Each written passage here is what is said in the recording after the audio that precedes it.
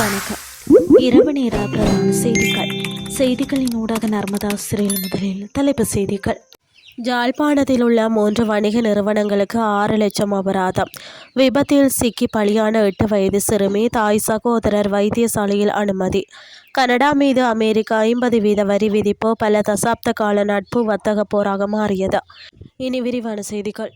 நிர்ணயிக்கப்பட்ட அல்லது அச்சிடப்பட்ட விலையை விட அதிக விலையில் பொருட்களை விற்பனை செய்ததற்காக யாழ்ப்பாணத்தில் உள்ள 3 வணிக நிறுவனங்களுக்கு யாழ்ப்பாண நீதவான் நீதிமன்றம் மொத்தம் ரூபாய் 6,68,000 அபராதம் விதித்துள்ளது.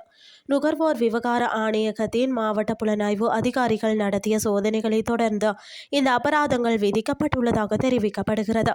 யாழ்ப்பாணத்தில் உள்ள ஒரு உணவகம் மற்றும் மதுபான கடை ஒன்றில் 1 லிட்டர் குடிநீர் போத்தல் அதிகபட்ச சில்லறை விலை ரூபாய் 120 இருந்த போதிலும் அதை ரூபாய் 200ற்கு விற்பனை செய்ததற்காக ரூபாய் 3 லட்சம் அபராதம் விதிக்கப்பட்டுள்ளது.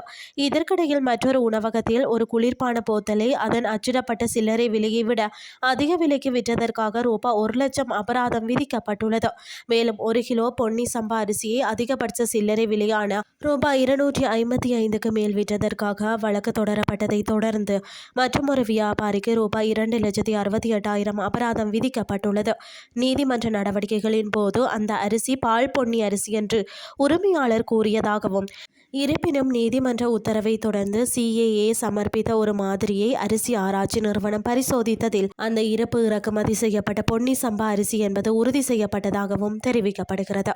பொருட்களை வாங்குவதற்கு முன் அச்சிடப்பட்ட விலை மற்றும் அதிகபட்ச சில்லறை விலையை சரிபார்க்குமாறும், முறைப்பாடுகளை வழங்கும் போது ஆதாரமாக ரசீதுகளை பெற்று பாதுகாத்து வைக்குமாறும் நுகர்வோர் CAA வலியுறுத்தியுள்ளது. மேலும் நுகர்வோர் வர்த்தக விதிமீறல்கள் என சந்தேகப்படுபவற்றை நுகர்வோர் விவகார ஆணையகத்தின் 1977 என்ற உதவி எண் மூலம் பணி நேரங்களில் முறைப்பாடு அளிக்கலாம் என தெரிவிக்கப்பட்டுள்ளது. ராகம வல்பொல வீதியில் வல்பொல தொடருந்து நிலையத்திற்கு அருகே கட்டுப்பாட்டை இழந்த லொரியொன்று விபத்துக்குள்ளாகியுள்ளது. விபத்தில் 8 வயது சிறுமி உயிரிழந்துள்ளதுடன் அவரது தாயாரும் சகோதரனும் படுகாயமடைந்துள்ளனர். படுகாயமடைந்த இருவரும் ராகம வைத்தியசாலையில் அனுமதிக்கப்பட்டுள்ளதாக காவல்துறையினர் தெரிவித்துள்ளனர். சம்பவம் தொடர்பில் மேலும் தெரிய வருகையில், ராகமவில் இருந்து வல்பொல திசையை நோக்கி பயணித்த லொரியொன்று சாரதியால் வாகனத்தை கட்டுப்படுத்த முடியாமல் போனதால் எதிரே வந்த கார் மற்றும் சிறிதொரு லொரியின் மீது மோதியுள்ளது. அத்துடன் வீதியின் ஓரமாக நடந்து சென்று கொண்டிருந்த தாய் மற்றும் அவரது 2 பிள்ளைகள் மீதும் குறித்த லொரி மோதி நின்றுள்ளது. விபத்தில் படுகாயமடைந்த 2 பிள்ளைகளும் தாயாரும் உடனடியாக ராகம வைத்தியசாலையில் அனுமதிக்கப்பட்ட போதிலும் சிகிச்சை பலனின்றி 8 வயது சிறுமி உயிரிழந்துள்ளார். விபத்து தொடர்புடைய லொரியின் சாரதி காவல்துறையினரால் கைது செய்யப்பட்டுள்ளார். சம்பவம் குறித்து ராகம காவல்துறையினர் மேலதிக விசாரணைகளை மேற்கொண்டு வருகின்றமை குறிப்பிடத்தக்கது. இனி வெளிநாட்டு செய்திகள். கனடாவிற்கும் அமெரிக்காவிற்கும் இடையிலான வர்த்தக பேச்சுவார்த்தைகள் தோல்வியடைந்ததை தொடர்ந்து கனேடிய பொருட்கள் மீது 50% வரையிலான கடுமையான சுங்க வரியை விதிக்க அமெரிக்கா நடவடிக்கை எடுத்துள்ளது.